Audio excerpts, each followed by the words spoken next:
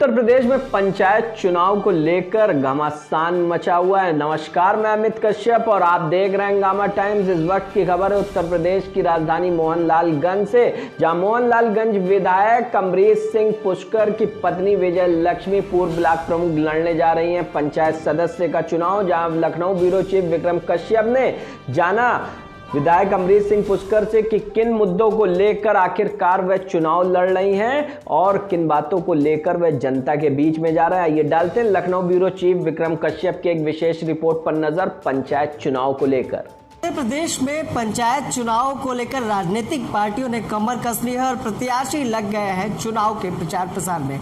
जहां तक अभी भी पंचायत चुनाव को लेकर कई तरह की भ्रांतियां हैं कि आखिर ये चुनाव हो भी पाएगा कि नहीं। जहां कोविड काल का जहां पर जिस तरह से कोविड में लॉकडाउन लगाने की कई खबरें भी वायरल हुई है, जिस खबर का खंडन भी प्रशासन ने किया। हमारे साथ मोहनलालगंज के विधायक अमरीश सिंह पुष्कर है, जो कि समाजवादी पार्टी से लगातार इस क्षेत्र का विकास करते आए हैं और इनकी ही धर्मपत्नी विजय लक्ष्मी ने ब्लॉक प्रमुख रहते अपने मोहनलालगंज क्षेत्र में विकास की गंगा बहाई। जहां पर आने वाले पंचायत चुनाव में उनसे ही जानते हैं कि किस तरह से समाजवादी नेता, और जैसा कि आपको बता दें कि पंचायत चुनाव में विजय लक्ष्मी जी भी प्रत्याशी के रूप में खड़ी हो रही है और किन मुद्दों को लेकर, किन एजेंडों को लेकर जनता के बीच जाने वाले। विधायक जी आखिर बताएं कि पंचायत चुनाव में किन मुद्दों को लेकर अब जनता के बीच जाने वाले, क्योंकि विकास तो मुद्दा शुरुआत से रहा है, लेकिन अब क्या मुद्दा रहेगा। कोविड काल में सबने बड़ी समस्याओं का सामना किया है।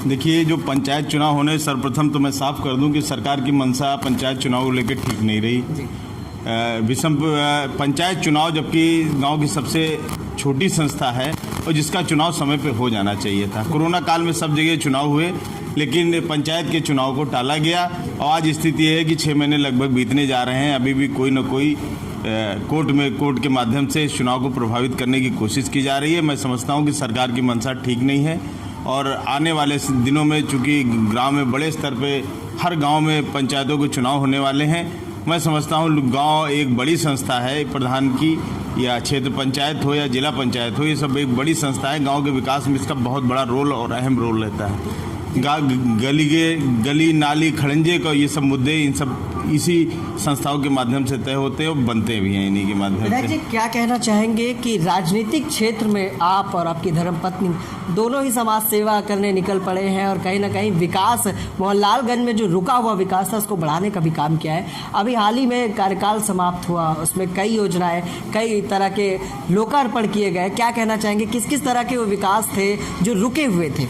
देखिए, हमने पहली बार ऐसा हुआ है कि मोहनलालगंज विकास खंड में, चूंकि हमारी पत्नी यहाँ से प्रमुख रही, 5 साल हम लोग पति पत्नी दोनों लोग सोचते रहे कि क्षेत्र का विकास किस प्रकार हो। हमने उसी के तहत लगभग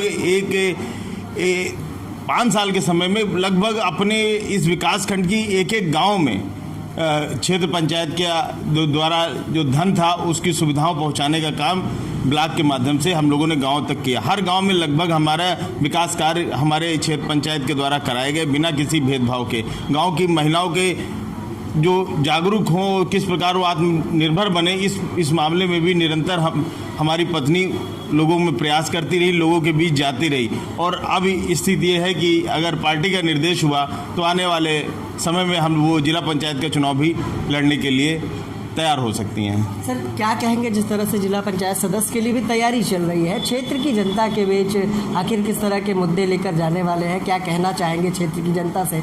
आने वाला पर्व भी है और जनता के लिए जो वार्ड है आपका 18 वार्ड, इससे कहीं ना कहीं आपकी धर्मपत्नी विजय लक्ष्मी जी चुनाव लड़ने वाली हैं, तो क्या कहना चाहेंगे क्षेत्र की जनता के लिए? देखिए, हम क्षेत्र की जनता के आपके चैनल के माध्यम से मैं उनसे अपील करूंगा कि अगर हमको समाजवादी पार्टी की तरफ से प्रत्याशी बनाया जाता है तो निश्चित तौर पे वहाँ की जनता हमको प्यार और सहयोग दे और हम लोग उस क्षेत्र के पूरे विकास करने की जिम्मेदारी लेते हैं। जो अभी विकास हो रहा है वो होगा और 2022 में माननीय अखिलेश यादव जी के मुख्यमंत्री बनने के बाद क्षेत्र में चौतरफा विकास होगा। जो विकास कार्य रुका हुआ है, मैं समझता हूँ मोहनलालगंज आने वाले समय में ऐसी विधानसभा होगी जिसमें चारों ओर विकास की गंगा बहेगी और किसानों को उनकी फसल का उचित मूल्य मिलेगा, सिंचाई के लिए साधन होंगे।